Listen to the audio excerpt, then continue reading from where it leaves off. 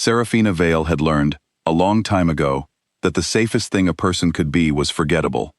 She woke before the sun every morning, pulled on her gray servant's dress, and moved through the palace corridors like water moving around stone. Quiet, unnoticed, leaving no mark.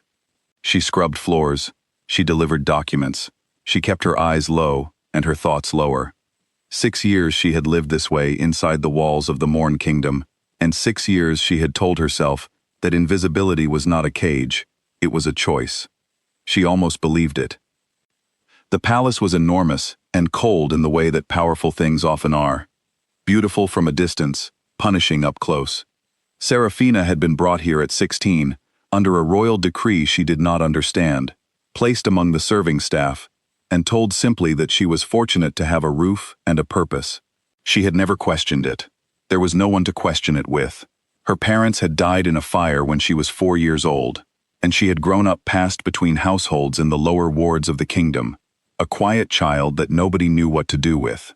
The palace, at least, gave her something steady: work, routine, survival. The only disruption to that survival, the only one, in 6 years, was King Aldrich Morn. She had encountered him 3 times in 6 years, and each encounter had left a mark on her the way cold metal leaves a mark on warm skin. The first time, she had accidentally crossed his path in the main hall while carrying a stack of linens. He had looked at her, really looked at her, not the way men looked at women, but the way a general looks at a problem on a map, and said nothing. Within the hour, she had been reassigned to the coldest wing of the palace, far from the main corridors, far from the gathering halls. The second time, she had been present at a minor court ceremony. He had spotted her near the back of the room and dismissed her with a single glance at his head guard. She was removed without explanation.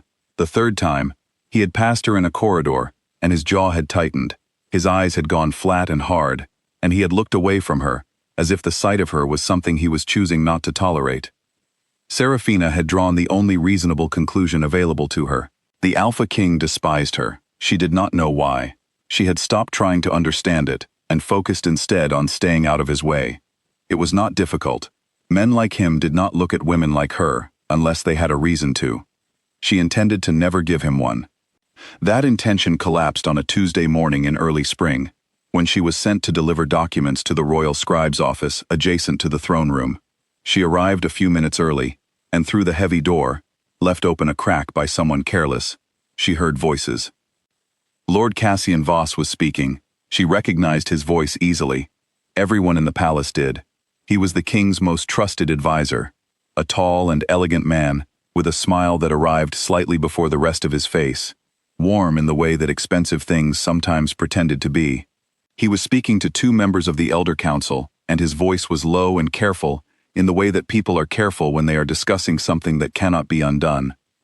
The Vale bloodline cannot be allowed to surface, he said. Not now. Not with the tribunal calendar as full as it is. Serafina stopped walking. She stood in the corridor with the documents pressed against her chest, and heard nothing after that. Not because the voices stopped, but because the sound of her own heartbeat filled her ears too fully. Vale. Her name. Her family name. The name she had been told belonged to no one living. She delivered the documents. She said nothing. She walked back to the lower wards on legs that felt borrowed. That night, she told Mira. Mira was her only real friend in the palace, a small, sharp-eyed woman who had been a servant longer than Serafina and knew every corner of the building the way some people knew the backs of their own hands. When Serafina told her what she had heard, something moved across Mira's face. It was brief, barely there, like a flame touched by wind. Then Mira smiled and said it was probably nothing. Political noise. Council posturing. She said Serafina should get some sleep. Serafina watched Mira sit in the dark long after they were supposed to be asleep, perfectly still, staring at nothing. She said nothing about it, but she did not forget it. 3 days later, King Aldrich summoned her. Not through the normal chain of staff hierarchy. A sealed letter with his personal crest arrived at her door before dawn, and the wax was still warm. She was to come to his private study. Alone, no explanation, just the command and the seal. She dressed carefully and walked to his tower with her pulse steady through effort alone. He was standing at the window when she arrived, his back to her, the entire kingdom visible below him, like something he had built with his own hands. When he turned, she prepared herself for the familiar coldness, the flat eyes, the tight jaw, the unspoken message that her presence was barely tolerable. Instead, he studied her face with an intensity that had no cruelty in it, clinical, almost, like a man identifying something he had long suspected but needed to confirm with his own eyes. "Do you know what you are?" he asked. "A servant of the lower ward," she said. He looked at her for a long moment. Something moved in his expression, not quite a smile, not quite pain, but something that lived in the space between them. Then he told her to go. She left more unsettled than she had ever been in his presence, and that was a significant thing, because his presence had never once been easy. On her way back, Lord Cassian intercepted her in the corridor. He was warm in his usual practiced way, and he asked in a casual voice what the king had wanted. She told him it was a misdirected summons. Nothing. Cassian smiled and said she was smart to keep a low profile. He said she had always been smart about that. The compliment sat wrong in her stomach, like food eaten too quickly. When he walked away, her hands were trembling. She pressed them flat against her thighs and kept walking. That night, she broke into the Royal Archive. She had learned the access route years ago through patient observation, and she had never used it until now. She searched for any record of the Vale family. What she found was not a record. It was an absence. Pages torn away carefully, ink blacked out in long, deliberate strokes, entries replaced with blank space, where a family's history should have been. But on one surviving fragment, beneath a royal seal she did not recognize, a single sentence had survived the erasure. "The Vale heir carries the right of sovereign challenge." She did not know what it meant. She knew, with absolute certainty, that someone else did. King Aldrich found her there, crouched on the archive floor with the fragment in her hands. He should have been furious. He closed the door quietly behind him and sat down across from her instead, and when he told her to go to bed, she did not move. She asked him what the Vale heir was. There was a long silence. Then, "Someone Cassian Voss has been trying to erase for 20 years. He left before she could ask anything else. She sat in the dark archive and put every piece she had been given into order. The cold wing assignment, the removal from ceremonies, the flat eyes and the tight jaw, and the 6 years of practiced contempt. She laid them out in her mind like stones, and looked at the pattern they made. And the pattern was not hatred. The cold wing was far from Cassian's primary territory in the palace. The ceremonies she had been removed from were the ones where Cassian stood near the door. The king had never spoken to her publicly, never acknowledged her, never given anyone looking at her any reason to look twice. He had kept her invisible. He had built silence around her like a wall, and he had never once explained why. The cruelty had been architecture. Every cold look was a brick. She did not feel grateful. She felt furious. She also felt, against her will, something she did not yet have language for. Lord Cassian came for her 3 nights later. He met her in the East Garden, and he dropped all warmth the moment they were alone. He told her what she was, with the efficiency of a man closing an old account.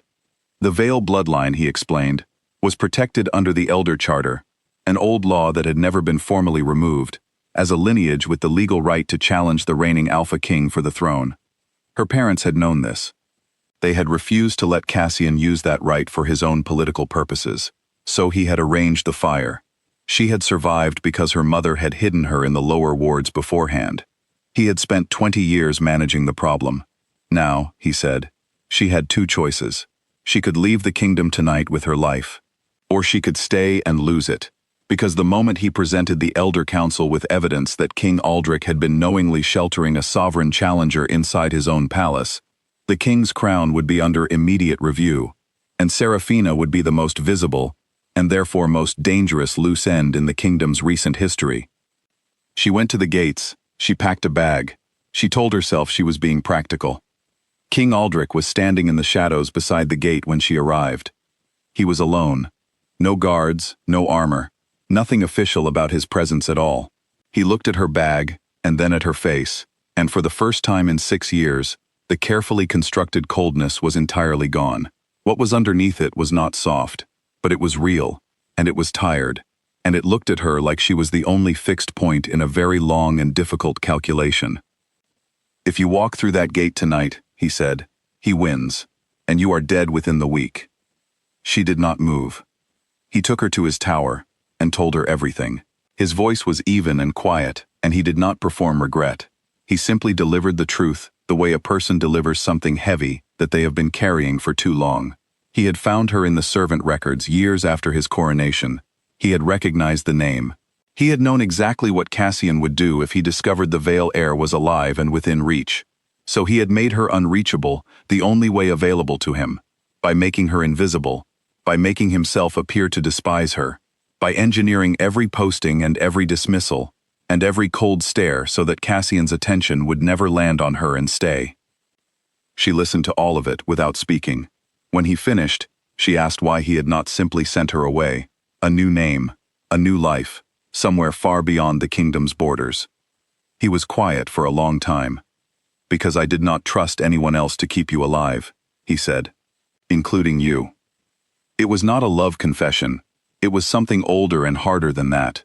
The admission of a man who had made a large decision about someone else's life, and was only now being asked to sit with what that meant. She had one day to hold that truth before Cassian moved. He presented the Elder Council with a sealed testimony the following morning. He framed the king as a conspirator who had weaponized a sovereign challenger for his own purposes. He had documents. He had witnesses. He had a version of events so cleanly constructed that 3 members of the council voted immediately for a formal tribunal.